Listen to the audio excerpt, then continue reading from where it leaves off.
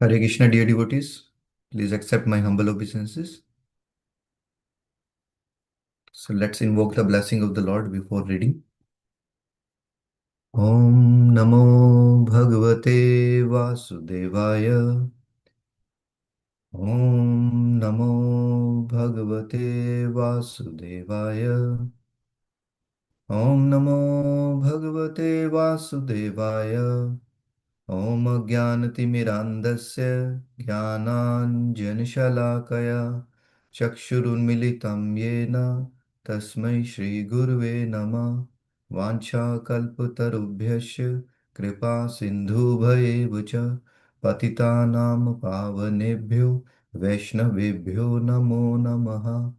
ईश्वरा परमा कृष्णः सच्चिदानन्दविग्रह अनादिरादिर्गोविन्दः सर्वकारणकारणम्। जय श्री कृष्ण चैतन्य प्रभु नित्यानंद श्री अद्वैता गदाधर शिवासदि गौर भक्तवृंद। हरे कृष्ण कृष्ण कृष्ण हरे हरे, हरे Ram Ram Ram Hare Hare. So dear devotees, before we read, small announcements. So we will be playing the song at 5:25 a.m. CST for 5 minute song, and then we will be 5:30 a.m. to 6 a.m. We'll be doing the reading. Both the times are in CST, and then after 6 a.m. CST, we'll continue chanting so that we get maximum time for the chanting. So we have been reading from Trinadapi Sunichena by Srila Gaur Govinda Swami Maharaj. Srila Gaur Govinda Swami Maharaj ki Jai. And chapter name is Humility is Needed. We are at page number 63. Title: Mahaprabhu is very humble in his dealings. Mahaprabhu was chanting Hare Krishna, surrounded by devotees dancing in the streets. The followers of Prakashananda Saraswati saw this and reported to him, saying, "One sannyasi from Gauda Desh has come who is chanting and dancing in the street." When Prakashananda heard this, he said, "Sannyasi Nama Matra Maha Indraja Kashipure na Vikabe Tanra Bhavakali." Oh, he is not a sannyasi. He is a sannyasi in name only, but a great juggler, Bada Indraja. Kashipure na Vikabe Tanara Bhavakali.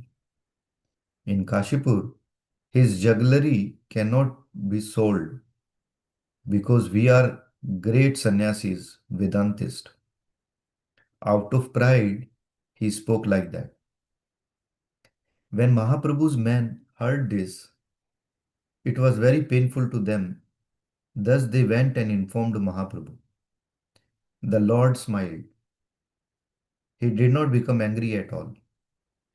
He tolerated. Mahaprabhu did not say, "Rascal, what did you say? Does not he know me? I will show my power and strength." Mahaprabhu could have spoken that way, but he did not say anything. He tolerated. Taroriva Shahishnuna.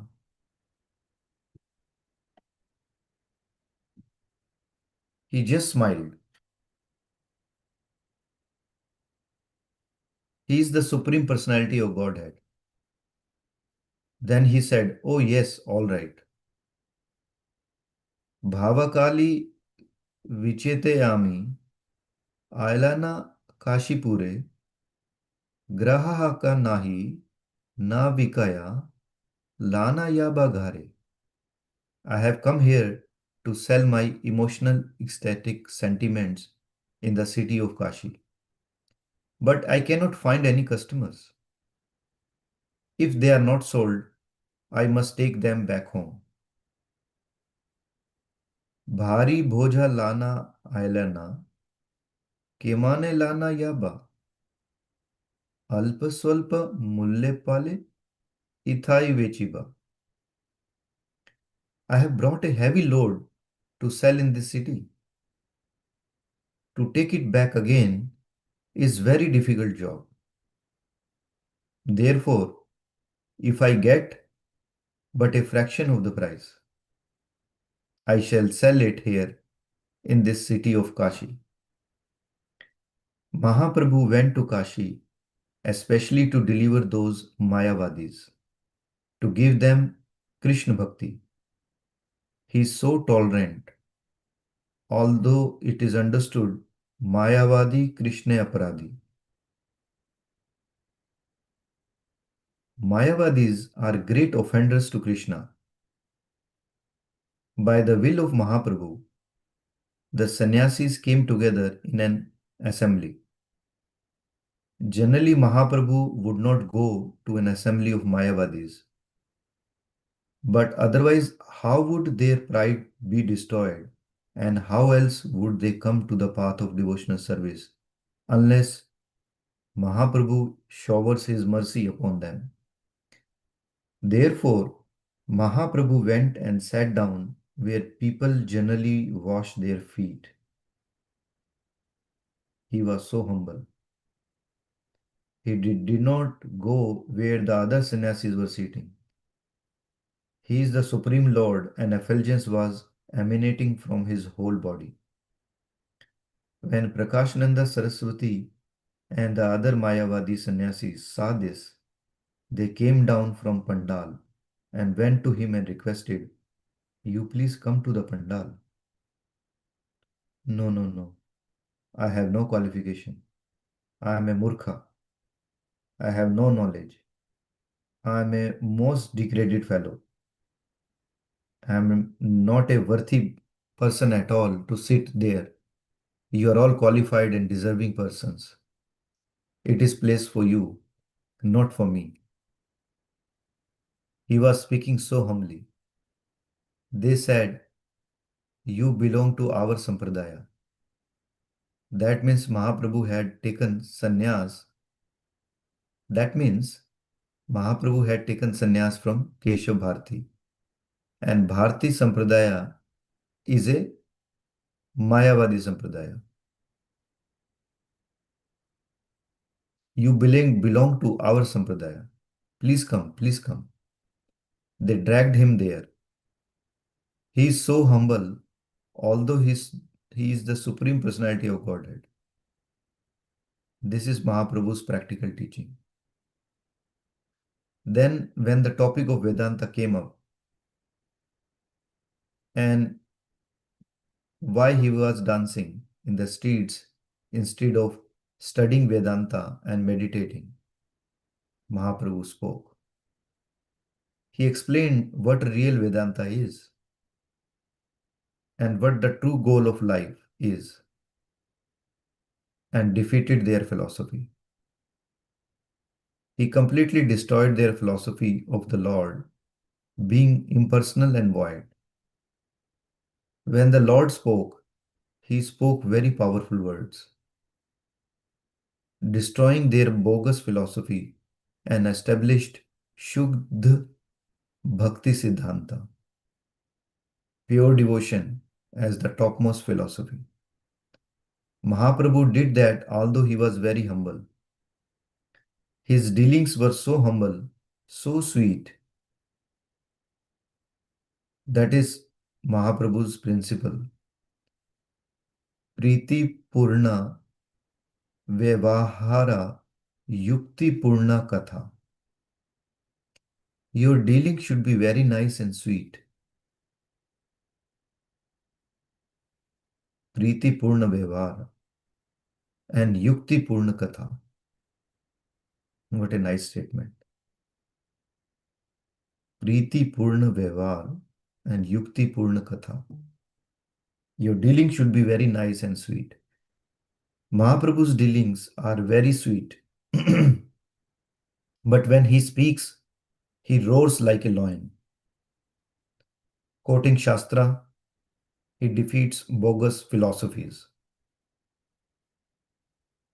No one can defeat him because he is the supreme authority. Therefore, unless we give up our pride and become humble, we cannot understand Mahaprabhu's teachings. Then how can we develop prema? Although he is a prema Purushottam, he is giving Krishna prema freely through chanting the holy name. How can you achieve that unless you follow Mahaprabhu's principles?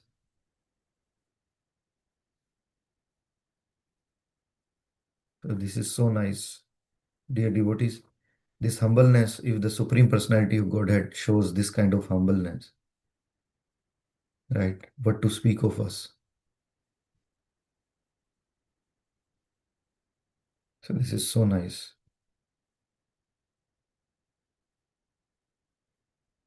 So now this chapter is finished. And now chapter 5 we will start tomorrow. But there are two teachings here. The first is always remain humble, even if you are right. Like Mahaprabhu, he's so scholarly, but he sat on a place where people washed their feet. He need not be, but see, and he was even if even if he heard the blasphemy of himself, he remained tolerant.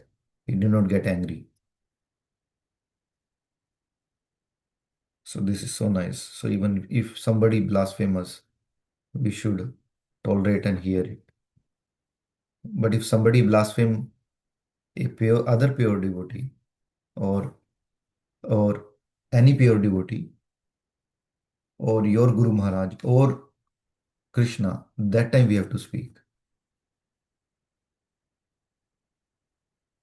We can tolerate our own blasphemy. That is fine. So now we continue the next chapter tomorrow. Srila Gaur Govinda Swami Maharaj ki jai. So now we will be reading from, we will read Srila Prabhupada Leelamrita. Srila Prabhupada ki jai.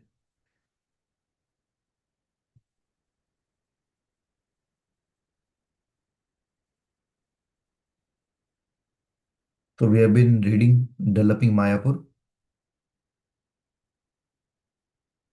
and page number 212.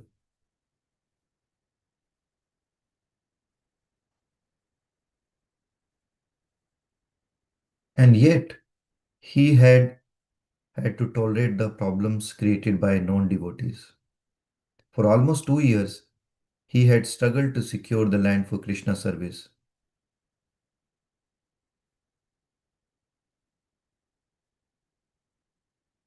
Whether in Bombay or elsewhere, he had to worry over how to develop his inexperienced disciples, who were ill equipped to handle the ploys of opposing party. It had been an ordeal, a test of patience, a challenge of courage. But because he had not been bewildered by Maya, illusion, there had been no problem. Prabhupada showed by his example that if one strictly follows Bhakti Yoga, one is not touched by the modes of nature by Maya.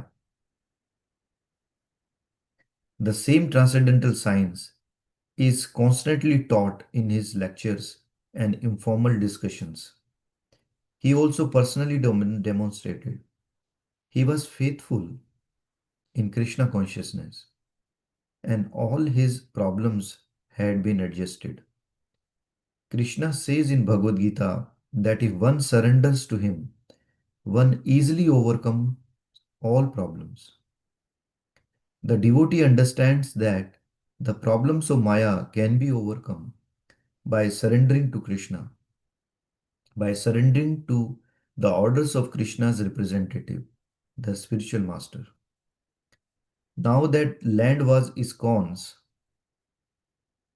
Prabhupada could proceed to enact his vision. In attempting to construct buildings and propagate Krishna consciousness, he would meet more Maya created problems, no doubt. But the greatest struggle had been won. The gorgeous temple of Sri Sri Radha Rasvihari would manifest.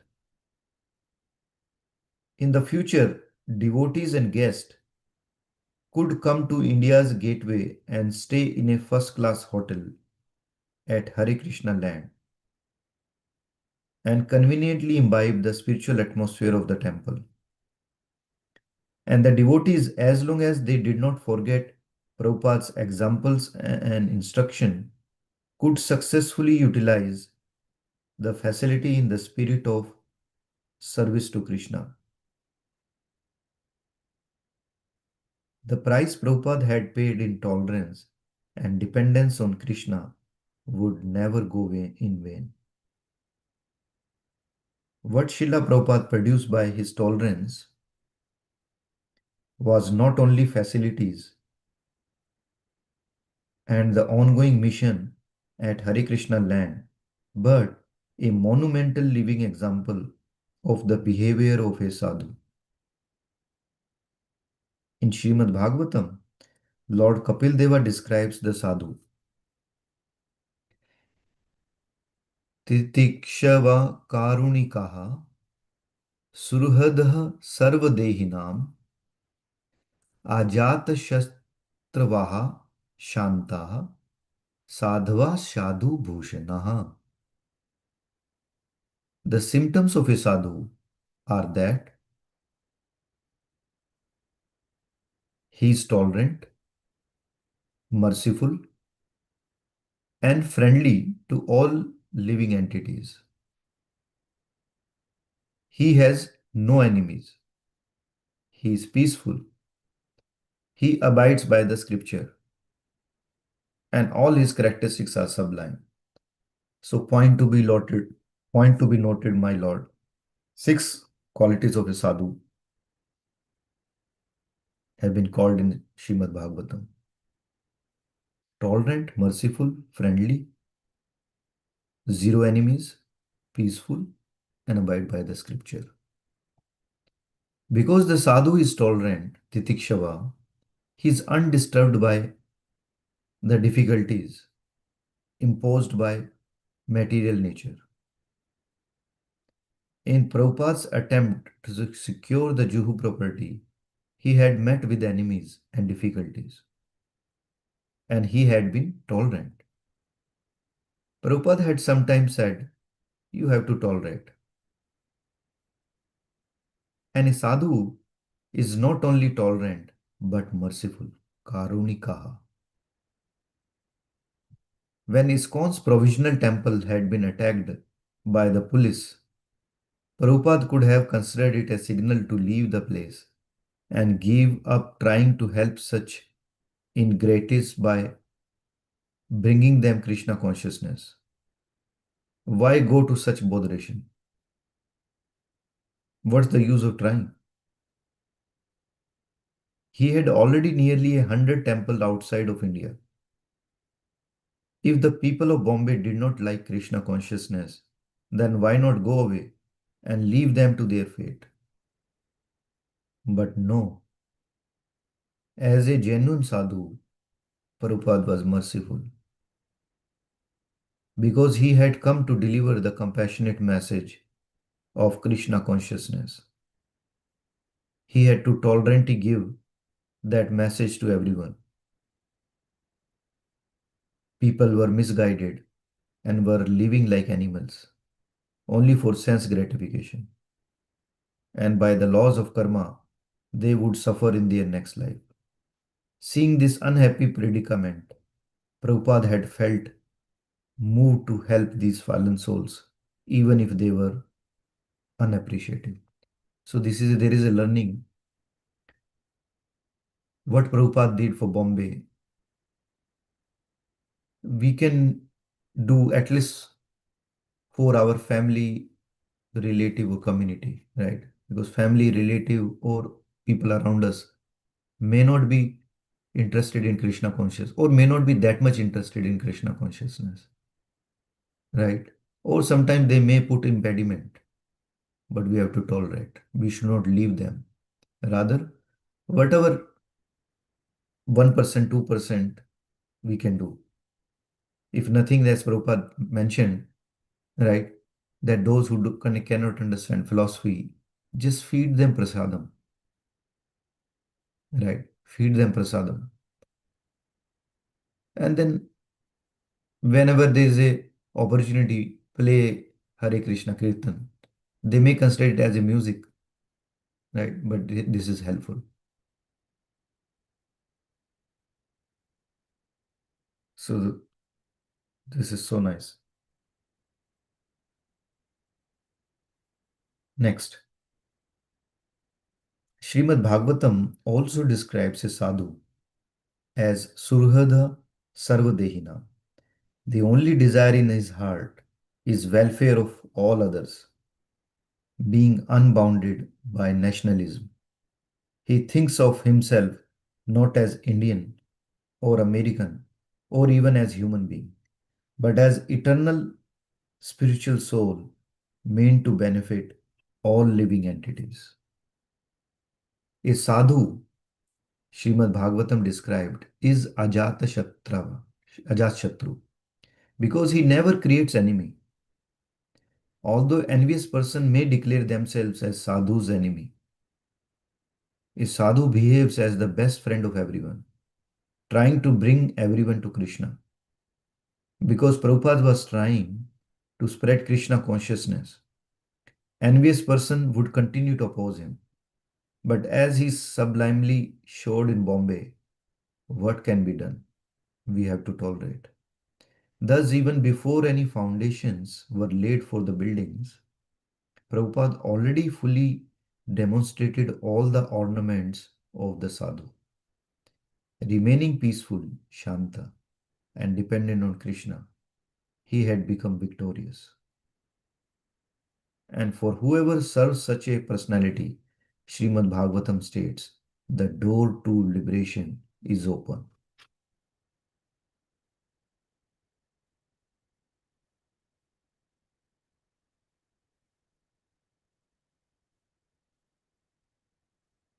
So this finished the chapter developing Mayapur. I think same topic what we read in Trinadapi Sunichena, and here also the tolerance we talked about and six qualities.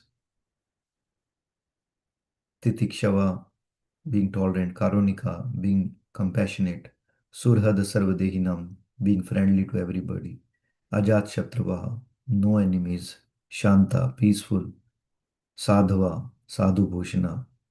These are the six qualities of a sadhu.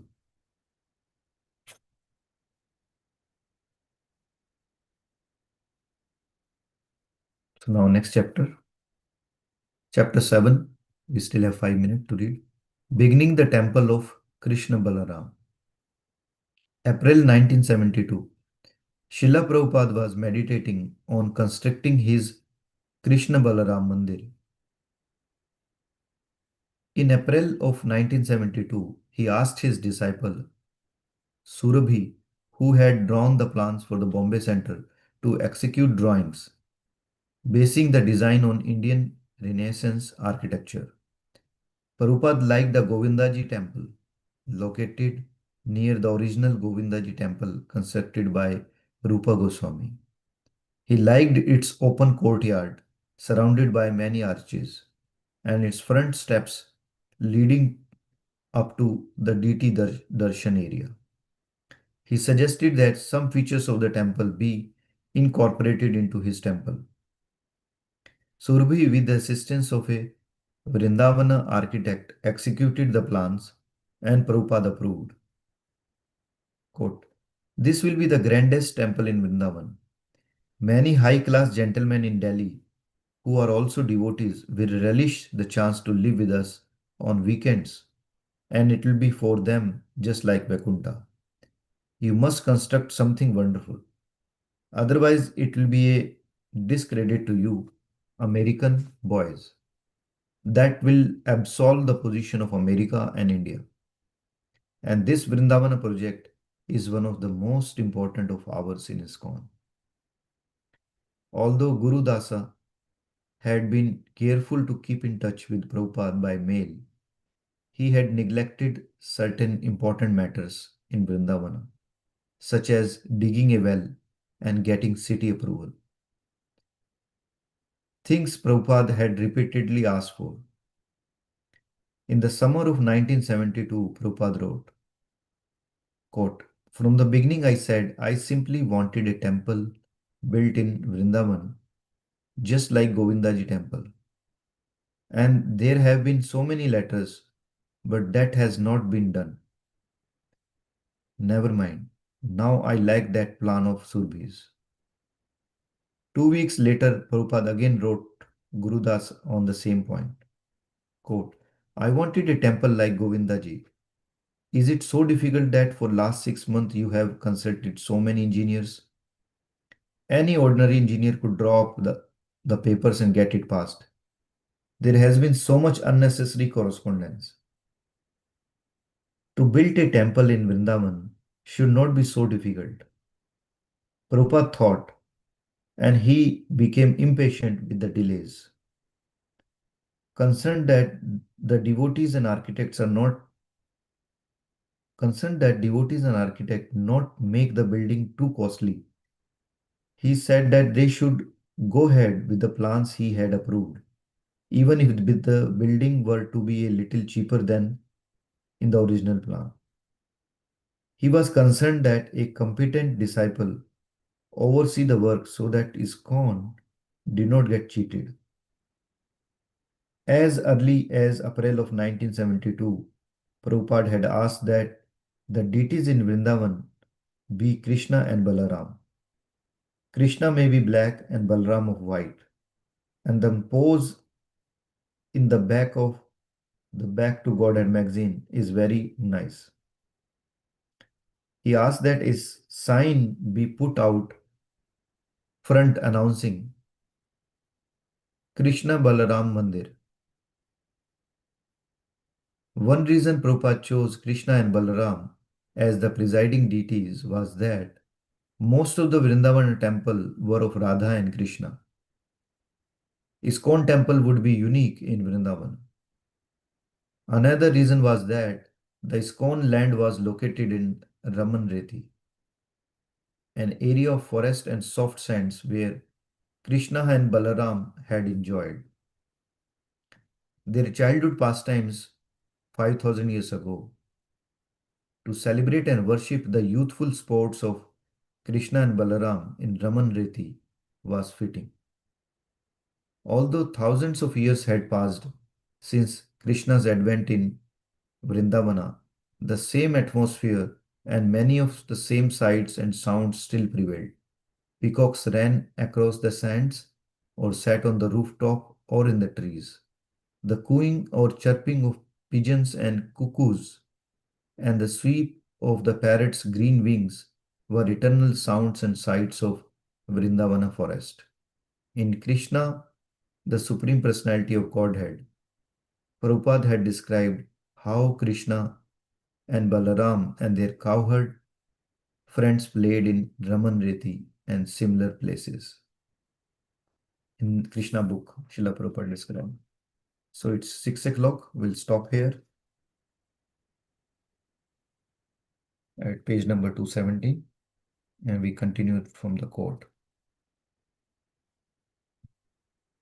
Srila Prabhupada ki Jai. Srila Satsvarup Das Goswami Maharaj ki Jai, who has written Srila Prabhupada Leela So thank you, dear devotees. We'll give 30 seconds if somebody has any questions, comments, or realization or any chastisement, and then we'll continue chanting.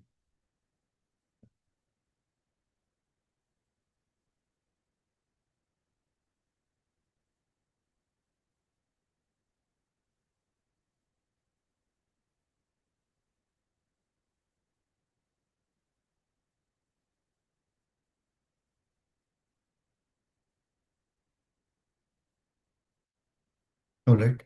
Thank you so much, dear devotees, for listening to me, and please forgive me if I have not read correctly. वाञ्छाकल्पतरुभ्यश्च कृपा सिन्धुभैः च पतितानां पावनेभ्यो वैष्णवेभ्यो नमो नमः। अनंत कोटि वैष्णविंद की जय।